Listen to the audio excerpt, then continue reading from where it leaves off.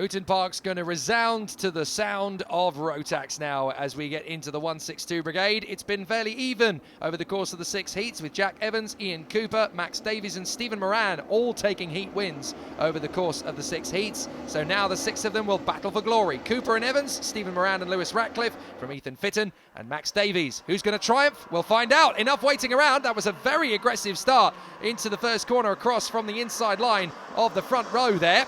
And going around! That was a big problem for Jack Evans, the man who has won twice this weekend, now shunted down to the back of the field and very nearly a spin there from the red speed in 3rd position. Goodness me, they're tack snapping all over the shop under braking. Davis up the inside in the red suit. Has he managed to hold on? No, but the 2 leaders, look at this, they're away and gone.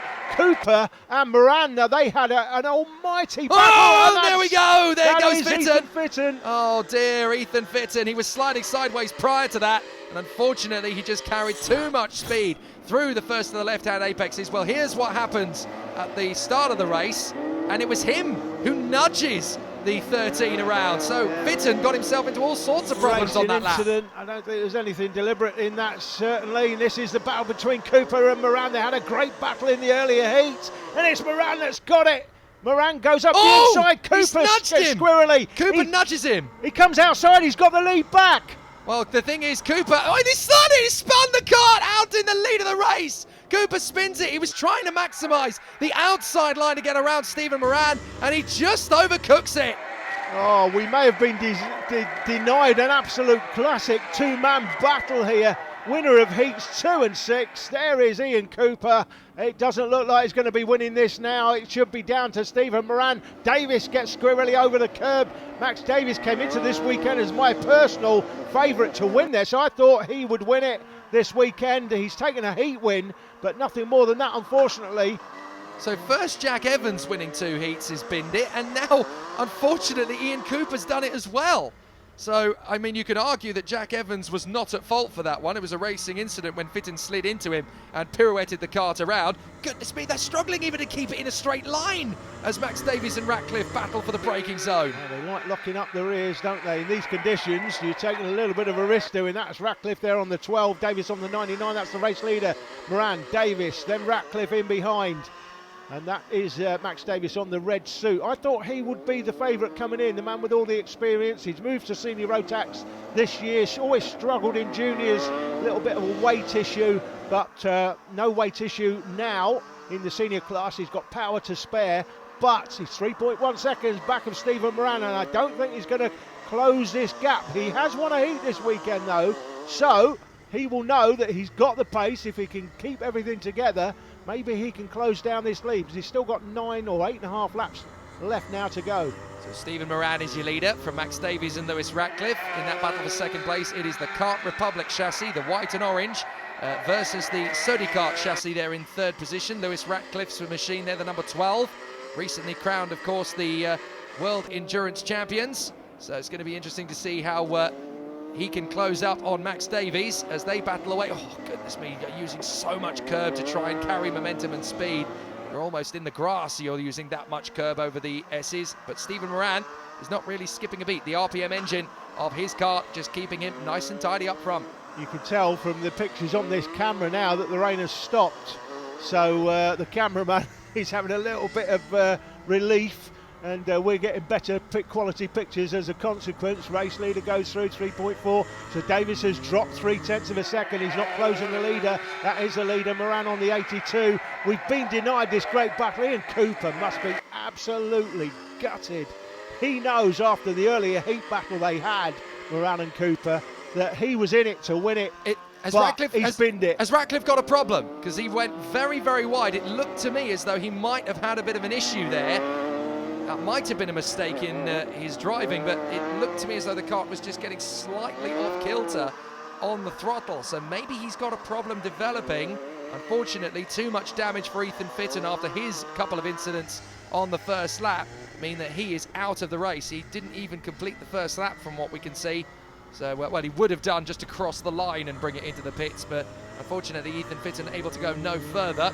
Absolutely. Don't forget, guys, to like and subscribe. We will be hitting 100,000 subscribers in the next day or so as Ratcliffe runs the green stuff, and he was risking spinning it round there. Could have handed Ian Cooper the last trophy in this race. Top 3 get the trophies, winner only gets the watch. Goodness me, how much Taking the grass grass. is Max Davies using over the curbs? They're really pushing it in his bid to stay out in front and close up on the man in front of him. Halfway through, 6 to go, 6 gone, 6 to go. And I think that's cost him, actually, Max Davies. He's cost himself about 0.4 of a second on that lap, so he just used a little bit too much curb there, and that throws you off your momentum. He's doing his best to stay with Stephen Moran, but the problem is in these greasy conditions, you know, once you've got that advantage, it's very difficult to lose it. Ratcliffe's obviously in training for the World Rallycross Championships there. The back end trying to overtake the front. That was proper Colin McRae rally stuff. So Back out. there is Up Moran. towards the S's for the race leader, Moran. See, this is Gonna the be difference. A comfortable victory in the end. I'm not sure he was expecting it to be comfortable at all. I think he would have been expecting Cooper to be challenging him and it to be a two-man battle potentially for the win, possibly more than that. But he's managed to get a comfortable lead after the early offs by the other drivers, and they've really handed him this on a platter. Four-wheel drift in the braking zone. Every single one of the top 4 drivers do it. And you come across off the racing line because that's where there's more water down, and obviously with the rain having stopped, you've got to try and get those tyres cool by putting more water onto them so that they don't overheat. And there is Jack Evans, having spun away down to 5th position at the start, has not been able to make any progress further back, unfortunately, as a result of that pirouette. Completely not his fault. You can say as well, it's not Ethan Fitton's fault either, just too many drivers I think into one smaller yeah, space. Exactly. I think it was just one of those things. I wouldn't put any blame at Ethan's door, and I'm sure Jack Evans won't either. But again, Jack, after winning 2 heats, he's got to be pretty sick going off after the first turn, because he will know if you've won any heats whatsoever, and he's won a third of them by winning 2, you have to put yourself in contention to win the final. You've got to be in it, not bin it, basically, and unfortunately that's what's happened to Jack. So here he is on the 13 car, unlucky for some and definitely unlucky for him today. So Lewis Ratcliffe still trying to chase down Max Davies. Now let's watch Stephen Moran as he plants it over the curbs here in the S's. See, even he is using a tiny whiff of grass, but it's that whisper of grass on the tyres as you get over those curbs. That's the absolute ultimate line. Yeah, and he's running. They're running the curbs, and we've already seen somebody run the curb earlier in one of the other races and spin it round. That's the risk you take when you run the curbs in these conditions, but they seem to be making it work for themselves. It's definitely a fine line, isn't it? But then they argue, drivers, you've got to use a little bit of curb in these conditions in order to just build the momentum and get the car round the corner. Yeah, sometimes. I mean, certainly. I mean, you can argue that in the dry conditions, you often see people using the curb to straighten the cart up, coming out of the turn. But in these conditions, it's flirting with a little disaster, bit isn't trickier. it? Ian Cooper getting closer to Ratcliffe in third. Is Ian Cooper going to take himself a trophy home? He knows that there's trophies to the top 3 in this one, and he needs to beat the man in third place, currently Lewis Ratcliffe, if he's going to take a trophy home. He's certainly got time to do it, because Stephen Moran is going into lap 11 now, so 2 laps to go for him. So Cooper has got time, definitely, to close up on Lewis Ratcliffe. So that's where the final battle of the race is going to be. There he is. You can just see him in the background on his Alonso chassis as he closes up on the Sodi of Lewis Ratcliffe. There's Max Davies, running very well in second place.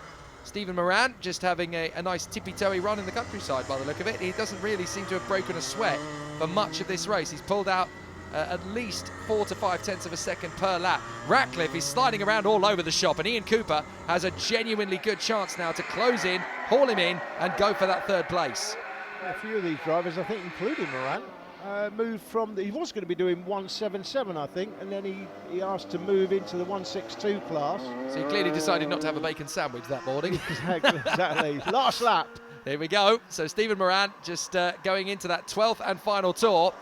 And through that first corner once again, 48.011, not bad pace considering how much water's gone down before this race. There is no rain falling at the moment, but obviously you've got to be very careful where you place the car to let the moisture get back onto those tyres to keep them cool and at a decent operating temperature. In the background. Ratcliffe's got Cooper all over him. The gap's down to 6 tenths. Here he goes. Cooper looks one way, looks the other. Ratcliffe chops across into the braking zone. He's going to try and get the move on the inside line. We've got to focus on the race winner as well as this battle for third. He's still swarming around all over the place like a bad habit. So he's going to try and go for that third place in the final turn. But Stephen Moran out of the final corner makes a beautiful lunge through, slides across out of the final turn and takes the victory. He's delighted with that one. And he spins! He spins after the line! Oops! Stephen Moran! Well, that's how to blot your copybook. He's gone Vittorio Brambilla on us. Oh, look at this. Cooper's going to get third in front of Ratcliffe!